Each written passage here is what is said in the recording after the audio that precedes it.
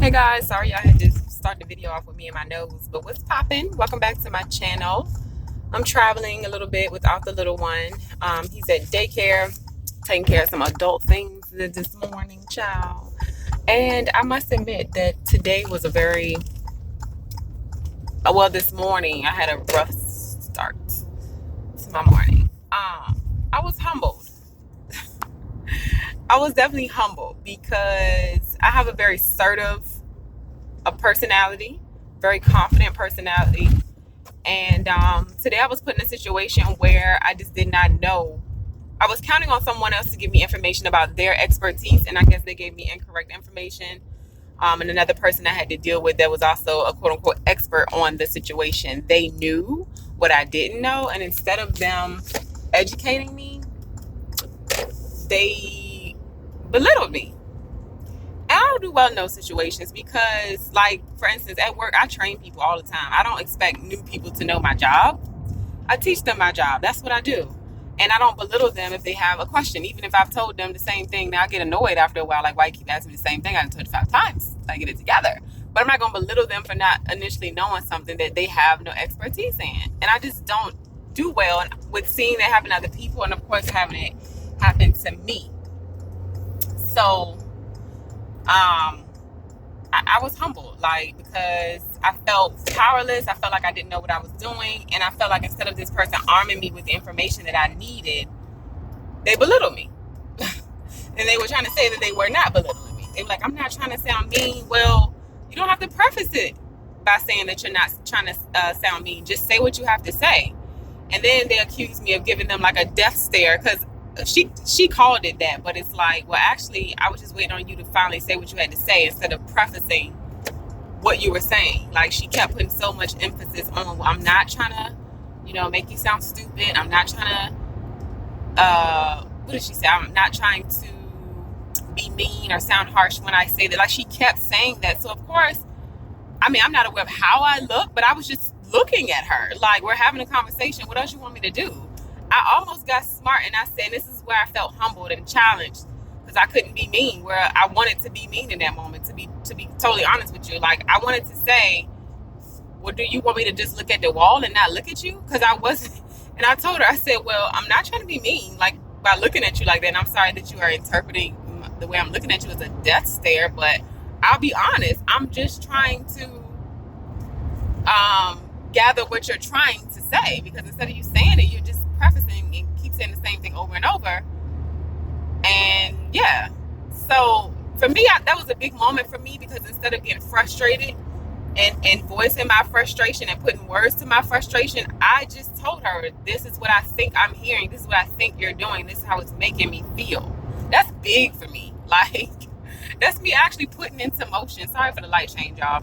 That's me actually putting into motion what I've been reading about in self-help books for so long. Like, we can educate ourselves all day long, but if we're not putting into motion what we're learning and what we're well, that's all I want to say, what we're learning, then wisdom is no good. Knowledge is no good if it's not applied. So I just wanted to share that very vulnerable moment, because y'all my good girlfriends. I feel like a lot of us are in tune. Y'all know me. Like, even though you don't know me, y'all know my heart, because that's what I'm sharing here, the good, bad, the ugly. I share that because I don't want, even the ones who don't know me or know my heart, I don't want y'all to misconstrue it and think that, because I've been getting a lot of comments about me being positive. I am, but I have moments, child. And I do want to say thank you to the people that have recognized my positivity, because, my life is something else right now. But it's still beautiful, and I'm still able to wake up and be grateful. And when I see my son's face, it makes it so much more easier to feel the gratefulness. So, but I do go through some trying times, and I don't always respond the way that I should. So, but I'm always gonna be positive about my situation. Like, let's just say I get upset about something, right? And I'm venting about something, or I'm in therapy for something. Like, I'm gonna get it out of my system. I'm using those outlets to get things out of my system, but I'm moving on. I'm pressing on. I got things to do, places to go, people to see, children to raise. You know what I'm saying? Like, I'm not gonna stay in no funk. That's one thing about me. I'm not gonna stay in no funk. I remember when I was younger, as a teenager, it would take me so long to get out of a funk, like days, like something would be, ooh. But then I realized from going to therapy how to cope, that you need to go to therapy, have somewhere to vent, or if you can't vent nowhere, you don't want to vent nowhere, you can pray about it, you can talk to God about it, or if you don't want to do that, or if you find that's too hard, or whatever whatever the case may be, you can write it down. You know, there's so many ways to get your frustration out. You can express yourself, you can create art, you can do whatever it is that you need to release, but don't let it sit there. That's what I learned, and that's what I love about therapy. And it's funny because people that know that you're in therapy love to make comments about, we ain't learning this in therapy. Why you still responding this way? You in therapy? That ain't your business. Number one, you don't know what I'm discussing in therapy. It's so layered when you do go to therapy. Therapy for me is to continue healing wounds. And sometimes our wounds are not self-inflicted. Sometimes we're dealing with stuff that other people won't deal with. And conversations, we get to have conversations that people don't allow you to have with them because they don't open up. They don't want to talk about nothing. So you don't know what I'm talking about in therapy. Long story short, don't worry about me, because people don't notice the subtle changes you make. They're looking for something big to happen, and that ain't for nobody else to be clocking but you and whoever paying that therapist when you go. Hell, it ain't even their business. The insurance people. But you pay that copay. So it's just funny. But I'm just so blessed to have a place where I can go and lay my burdens down, literally, honey. But that's one thing too I'm gonna do. I pray a lot, but I am going to start talking to God more. Like, you hear that often, but for me personally, I don't always practice it. But I do pray a lot, which is just talking. But like, instead of, I guess I don't want to say that out loud, that's personal, but I'm gonna talk to him more about certain things. Just talking about it. Like, instead of praying about something, like intentionally, fervently praying about something, I'm just gonna talk to him and see how that works out for me. But I have a great prayer life and I have a great relationship with God. But I just want to switch it up in 2020 and see what different results I get. Funny because I'm actually on my way to therapy right now, and I'm actually looking forward to it. This lady holds me accountable like no other. Okay, and she asks tough questions, and that's what I need. I need some tough love from the right person. Everybody can't give you tough love, because some people ain't righting their own wrongs and worrying about themselves first. Okay, you got to have an accountability partner that has done their work or is doing their work, and you see the fruits and the labor of their work. I have people in my family that love to tell me what I should be doing and what I shouldn't be doing, but they won't speak to their own kids and their own family members. Bye. I'm sorry, but bye. If you're one of those people, you can't tell me nothing. I hate to sound mean and arrogant, but that's just facts. You can't tell me nothing. If you ain't righting your own wrongs with your own family members, and you can't tell nobody nothing. Like, figure you out first. Figure that out. Then you can get somebody else unsolicited advice. So I'm pretty sure anybody coming to you for no advice when they know your life is just as bad as theirs. I'm not speaking on my life. My life ain't bad. Just have challenges every now and again. But yes, that's all I wanted to say, y'all. I had a very vulnerable moment today. I have not cried in a while, and I cried today. Like, I felt powerless, and I felt stupid, and I felt like she made me feel stupid. And that's one thing I'm taking back. I'm taking back my power in 2020. I am not allowing gaslighters and narcissists to make me question myself, to make me question my truth, to make me question things I know I heard, I know I saw.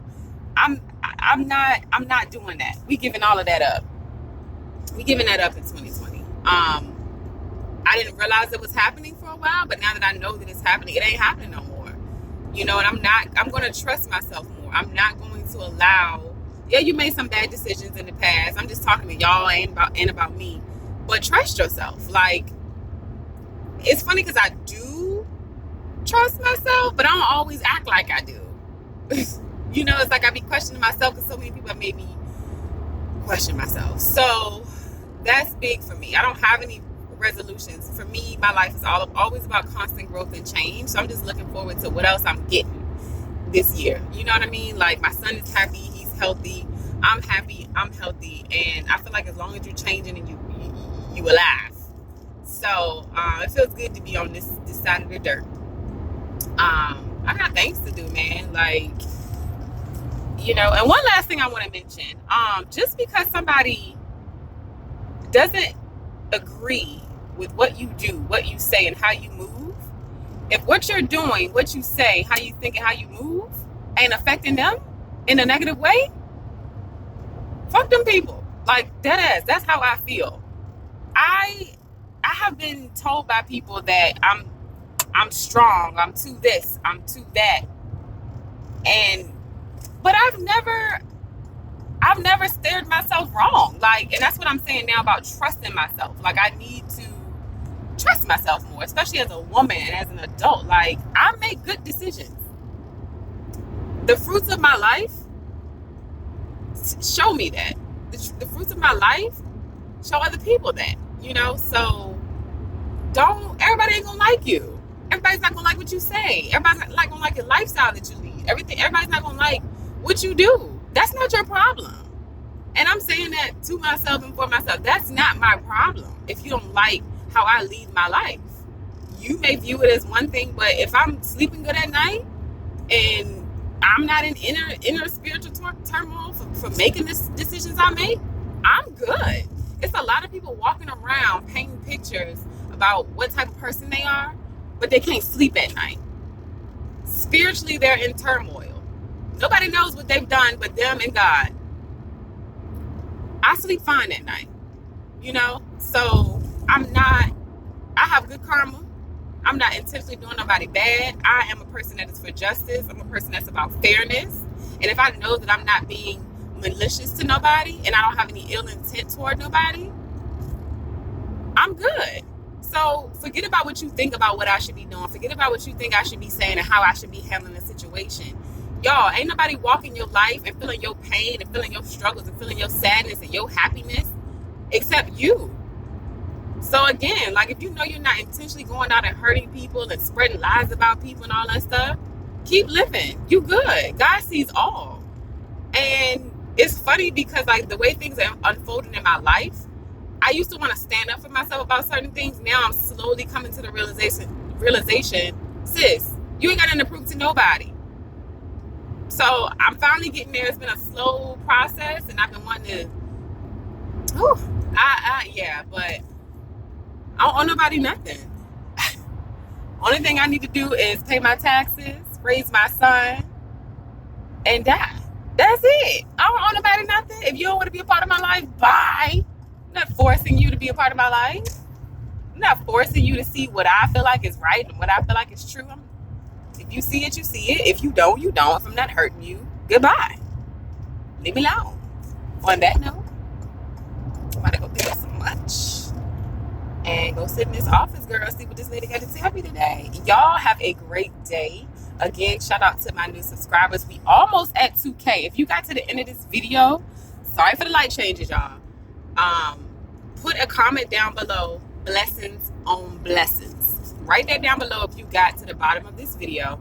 Also, to the end of this video. Also, I'm giving away a cash prize via Cash App to my 2,000.